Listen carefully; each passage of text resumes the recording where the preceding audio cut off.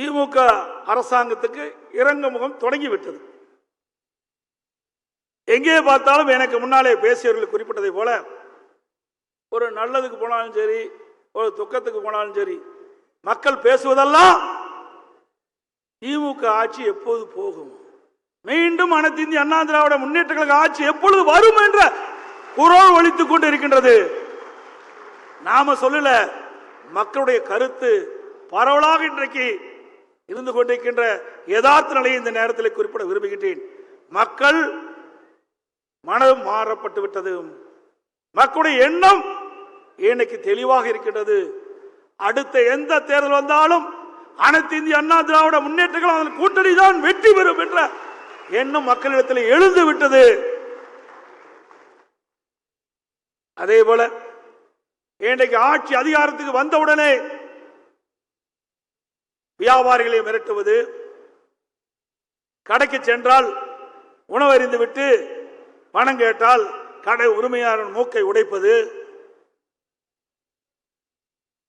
கோவிலுக்கு சென்றால் அங்கே தேங்காய் வாங்கினா பணம் கொடுக்க மறுப்பது, அவரை போட்டு அடிப்பது, அழகு நிலையத்துக்கு சென்றால் அந்த பெண்களை போட்டு மிதிப்பது, இதுதான் திமுகவுடைய அன்றாட வாடிக்கையாக இருந்து கொண்டிருக்கின்றது. சட்டம் ஒழுங்கு அடியோடு சீர்குலைந்து விட்டது. எங்கே பார்த்தாலும் கொலை, கொள்ளை, திருட்டு, வழிப்பறிவு, பாலியல் வன்கொடுமை நடக்காத எண்ணமே. இன்னும் அருவருப்பான செய்தி, கேட்கவே வெக்கமா இருக்குது, சொல்லுவதற்கே வாய் கூசா இருக்குது. நேற்றைய தினம் பத்திரிகையில் பார்த்தேன், சொல்லக்கூடாதுன்னு நினைக்கிறேன், சொல்லி ஆக வேண்டிய நிலையில இருக்கின்றேன். சொல்லலாமா? பசு ஒன்று கன்றுக்குட்டி போட்டிருக்குது. அந்த கன்றுக்குட்டியை கூட பாலியல் செய்த ஒரு அராசக ஆட்சி இந்த ஆட்சியில் தான் பார்க்க முடியும். ஒரு இளங்கன்று சில போதை ஆசாமிகள் அந்த கன்றுக்குட்டியை கடத்தி சென்று பாலியல் செய்திருக்கின்றார்கள். எந்த ஆட்சியிலாவது நடந்ததா? நடந்ததுங்களா? உண்மையை சொல்லுங்க. எவ்வளவு பெரிய வன்கொடுமை நடக்கின்ற ஒரே அரசாங்கம் விடியா திமுக ஆட்சியில் தான் நடந்துட்டு இருக்குது. அதோட போதை நடமாட்டம் இல்லாத இடமே கிடையாது. இளைஞர்கள், மாணவர்கள் போதைக்கு அடிமையாகின்ற சூழ்நிலை இன்றைக்கு தமிழகத்தில் ஏற்பட்டு விட்டது. எங்கே பார்த்தாலும் போதைப் பொருள் விற்பனை அமோகமாக நடைபெற்றுக் கொண்டிருக்கின்றது. இன்றைக்கு தமிழகம் போதைப் பொருள் நிறைந்த மாநிலமாக காட்சியளித்துக் கொண்டிருக்கிறது. அதை தடுத்து நிறுத்த வக்கில்லாத அரசாங்கம் தான் இன்றைக்கு விடியா திமுக அரசு.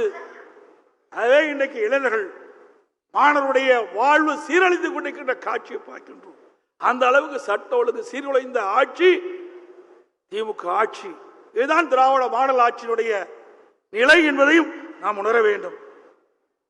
அதோட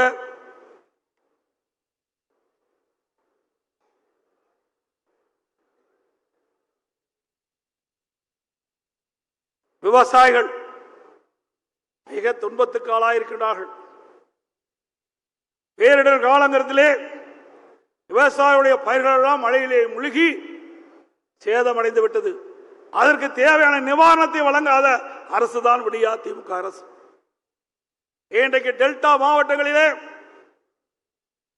குறுவை சாகுபடி பயிர், அதற்கு தண்ணீர் விடுவதற்காக இன்றைய முதலமைச்சர் மேட்டூருக்கு சென்று தண்ணீரை திறந்து வைத்தார். அப்பொழுது சொன்னார், சுமார் 5 லட்சம் ஏக்கரிலே டெல்டா மாவட்டத்தில் இருக்கின்ற விவசாயிகள் குறுவை சாகுபடி செய்வார்கள் என்று பத்திரிகையில், ஊடகத்திலும் செய்தி வெளியிட்டார். அதற்கு தேவையான தண்ணீரை கொடுக்க வேண்டுமா?